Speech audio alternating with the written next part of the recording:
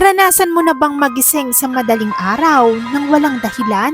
Posible daw kasi na maranasan mo ito at bigla na lang meron kang marereceive na mensahe na nagsasabing, I told you to smile. Dahil meron daw na isang nilalang na nasa ilalim lamang ng iyong kama at iniintay ka lamang na makatulog.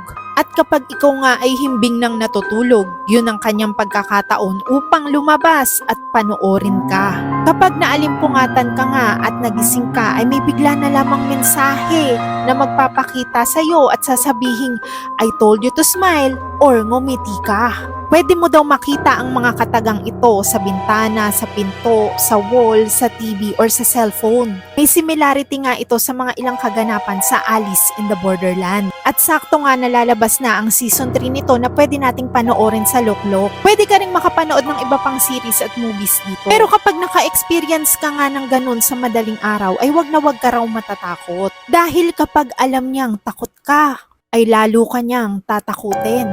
Kaya dapat, ngumiti ka na lang dahil kung hindi mo yun gagawin, hindi ka niya tatantanan. Hindi siya aalis at tititigan ka niya hanggang sa ngumiti ka.